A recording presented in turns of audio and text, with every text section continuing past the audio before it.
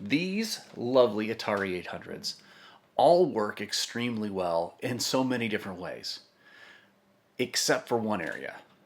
And to a greater or lesser degree, they all have a buzzing sound on their audio output, something that my other Atari 8-bits do not have. I think I have a potential solution. I believe I know what the issue is, but I think I have a potential solution that arrived earlier this week from Brad at Best Electronics. Let's get to it.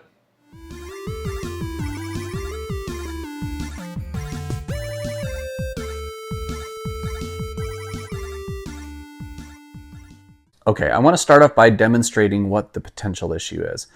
This is one of my Atari 800s, but all of them have this issue to a greater or lesser degree.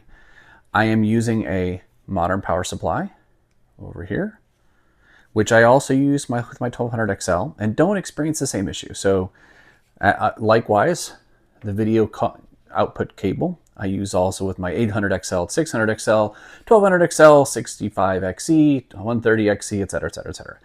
And there's no issue with noise from the video cable for those as well. So what I identify it as this is likely an issue with the 800s that I have. All right, so let me turn the power on. And let's turn the volume up a little bit.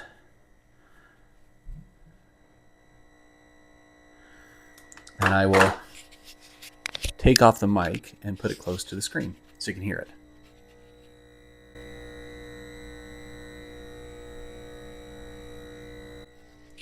Hopefully that's coming through. And that high-pitched scream, wail, whatever you want to call it, is pretty consistent in the 800s that I have, to a greater or lesser degree. I think this one's the worst. But I will now boot up an Atari 1200 XL and show you what that one sounds like.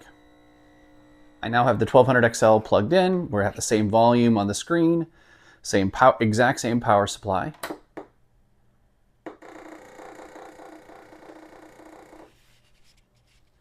This one goes to self-test rather than memo pad, but that said, it's okay. I will hold the microphone up to the screen now.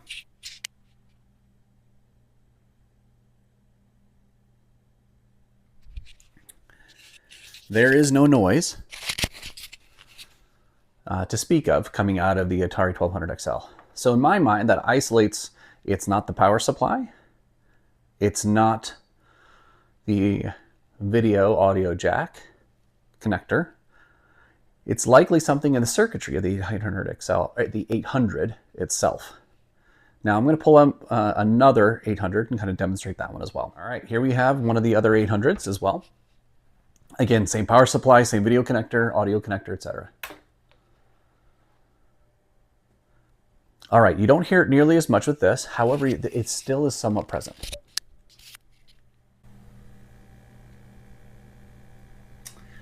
It's a little humming in the background.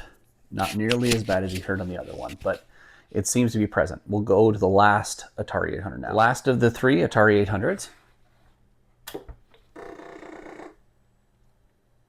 All right, we're booted up. And here we go.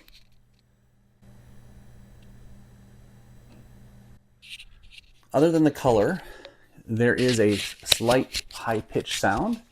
Again, similar to the other Atari 800s. Now that said, there are, as I mentioned earlier, you may or may not have heard it coming from this one, or even the one just prior. But I hear it coming out at a low level, right? And my expectation is that this is probably something that may get worse over time. So what did I do? What I've done is I've done a little bit of experimenting so far. And we'll dig into the board and I'll show you exactly what I'm going to do. What we're going to do now that I've moved it over here, we're going to disassemble. This is the Atari 800 with the worst sound. And it didn't used to be the one with the worst sound. What I did is I took the power board, which I will show you in just a minute once I disassemble this guy, out of another one of the Atari 800s. And just thought about, hey, let's swap this over. Now, could it be as simple as just recapping the board? Potentially. but it seems like that is where the noise is starting from. As I've done a lot of just back and forth testing, putting a lot of the components on the boards on the various different Atari 800s, because this is something that has been plaguing me just annoyingly, right? These things all work. This has been bothering me for probably about over a year now or more. A long time, maybe even longer than a year. All right. And when I say the power board, I mean this board right here. We're going to just disconnect the speakers. I always label this as the upside so that I make sure I plug it in properly when I put it back in the computer. And what we're going to do is we're going to disconnect all the screws that hold this to the top case so we can remove the top case. We're not going to need to remove the full shielding in order to access the power board. And the power board is this board right here. It connects to the video out through this port on this side here.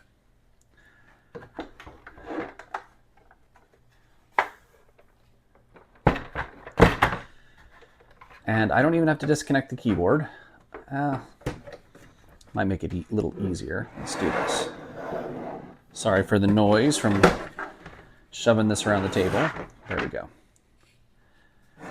What we're going to do is there's the power board there. And in this package from Best Electronics, I have 2 brand new power boards. I wish I had 3, but I have 2. And there are a number of these screws that connect the power board to the aluminum frame chassis, as well as this little connector here. And then there's these pin headers on the main motherboard that this slots into.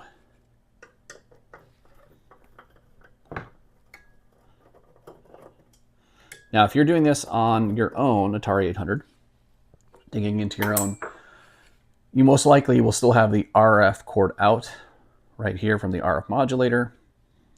But in this case, I removed that from mine, since I never will use it because I use a monitor port.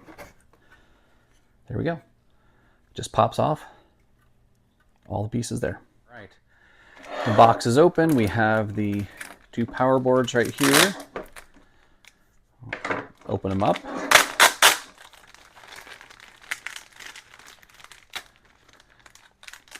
The one thing is interesting, right? So if you're not familiar with Best Electronics, Best Electronics is located in California in the US. And I don't know if it's Brad Coda, he's the person I've been in contact with. I'm not sure if he was the one who did this or someone else before him, but they purchased a lot of remaining stock from Atari when it went up belly up, right? And so he has, or Best Electronics has, a lot of new old stock of random things. And over the years that stock's been depleted. He still has a fair amount of material inventory left, but these are 2. And if you as I open this thing up, eventually and pull them out, you get to see that these things are looking pretty. They're pretty shiny. I'm just gonna. Not sure I can see how to open up this bag, so we're just going to cut it open from here. All right.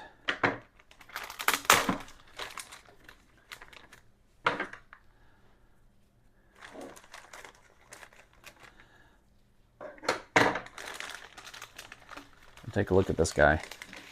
Now, it looks old. It doesn't look like it was ever used. In fantastic condition. It does look old, right? But we'll get this guy installed and see what it looks like, how it works. All right, this is as simple as just lining things up.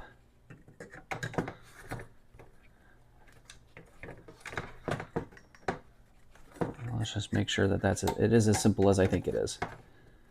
Because it didn't feel like those went through.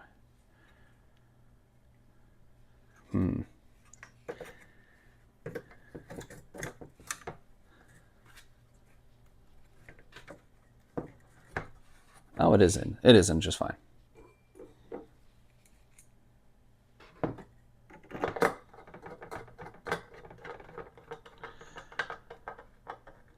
Attach that guy there. And this guy in the back. And what we're going to do is I'm then going to just boot up with this new, oh, not this one back here, it's a different one. Excuse me. There we go.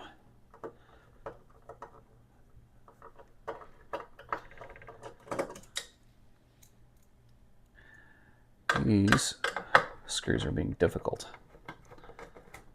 I have a feeling I have the wrong one in the wrong location.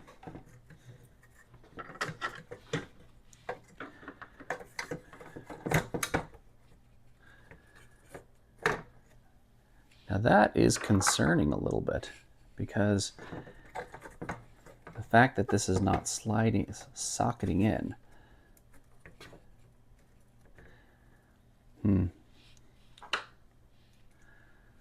Let's see here. There we go. We can at least hook it back up and see if it functions. If there's something wrong with this socket, then we'll figure it out.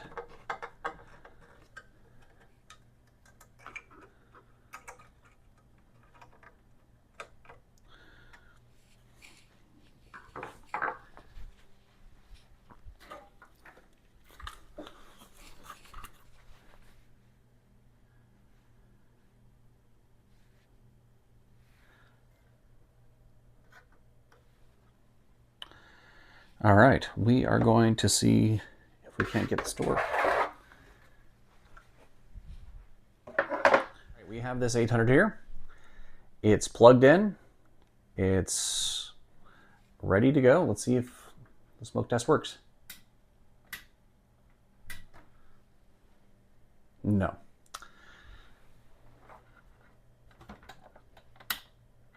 No. All right. Let me see about the other. There might need to be some adjustment made to the power board in order to make it work. Going a little jank here, but it looks like the slots, or whatever you want to call it, the sockets for the pins to go into are too tight, and this is keeping them from going far enough in order to make contact. I checked out how these pins are socketing in versus the prior board, versus this new one, new old stock, and I think everything's looking good and appropriate now. So what we're going to do is we're going to plug in the power and the video, and I will simply push down on this lovely little switch here and see where we go. And here we go. No sound. No buzzing, no high-pitched wail. That seems to be a success. Let me power this off. Oh, it stayed stuck down. Oh, the switch is stuck in on position. Interesting. All right, well, I will see if I can't reassemble this with the aluminum housing and get it to seat properly on this board. Be right back. We are going to do this again. And we are looking fantastic. You're not hearing the key click because I do not have the speaker in there. There is no extra noise coming out of the audio, which is fantastic. So I am delighted with where we're at with this guy. So it is working. The new power board is making a difference, making a significant difference in here. How did I get it to mount properly? Well, first off, I had to stretch out the openings here so that it would go through. And then the other part was I had to make certain that the aluminum frame was properly, that I screwed down the screws tightly enough on the aluminum frame to make certain that it sandwiched all the materials closer together. And made for a better fit overall. I am missing a few screws on this one, so I just had to adjust where those screws were located on the aluminum frame so that it made certain that the junction point here, near here on the aluminum frame, was as snug as it should be. And voila, it is in perfect place. We are looking good here. So what we're going to do now is I'm going to find the next worst board, next worst Atari 800, and put the new board in that one. Okay, this Atari 800 is one that I picked up a while back. Complete in box, original boxed version, fantastic condition. Works wonderfully, except the audio has the audio noise and it's very quiet audio. So if I turn it up loud enough in order to hear it, I get the noise again. But here we go. Oh, and we're gonna have to, I think, let's do the same thing with this one as well, in order to make certain that we get this snug enough so that this will actually function. It is now slotted in, and just required a little bit of finagling because it was just about to go in previously.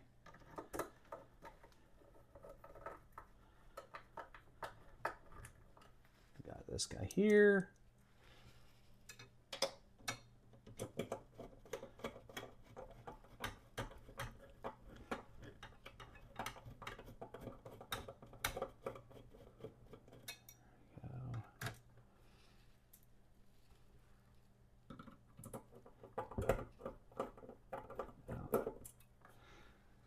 Make sure I get these screws in the right locations.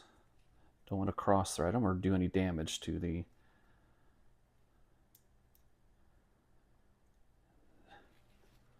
material here. There we go. This one's going in just fine now. Perfect. And the last one.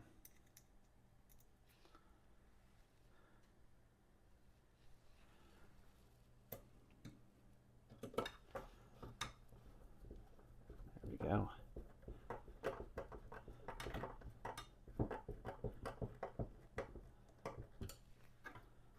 And we're in good shape.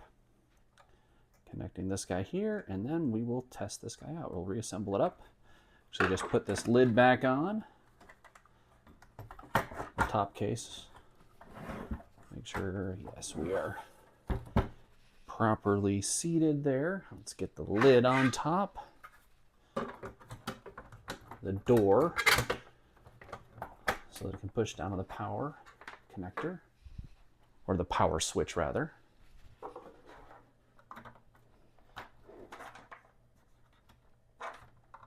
Make sure it's powered off, and here we go. No, it is not wanting to work. Let me do a couple more things. We'll disassemble this. The issue was not the computer. It was the fact that this switch wasn't being triggered. So I'm just going to trigger it myself manually. And of course, a button's being pushed on the keyboard.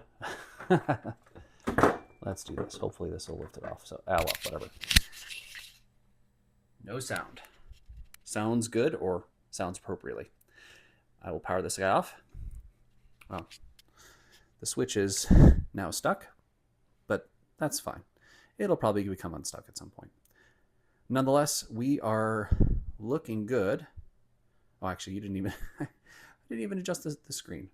Let's do this. There we go. And as you can see, the space bar is being activated, but nonetheless, it's working. And there is no spurious noise, and the volume is appropriate now. Let me get this guy buttoned back up, and we'll test this out. We are booted into FujiNet.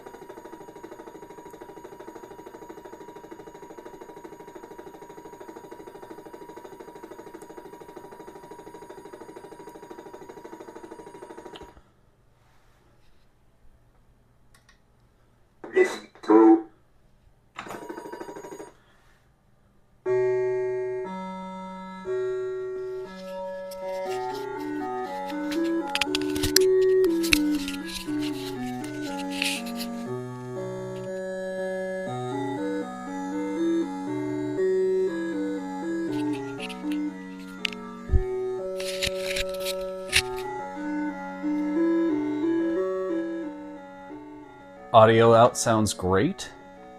No extra buzzing. And we're looking good. I would love to make this an Ultima 4 test, but unfortunately, Ultima 4 doesn't have any music. For at least for the Atari 8-bit, which is a sad thing.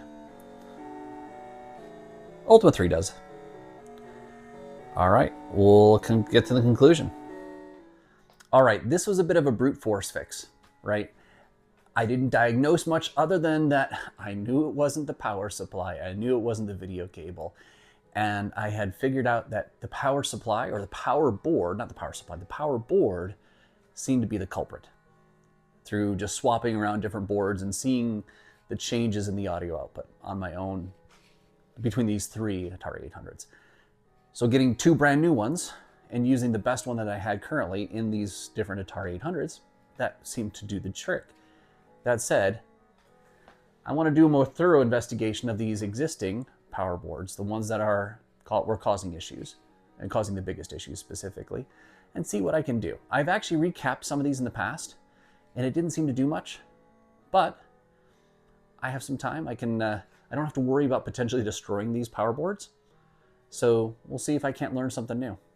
Wasn't able to find anything on the internet to see, I did a bunch of searching trying to find out if anyone else had a similar situation.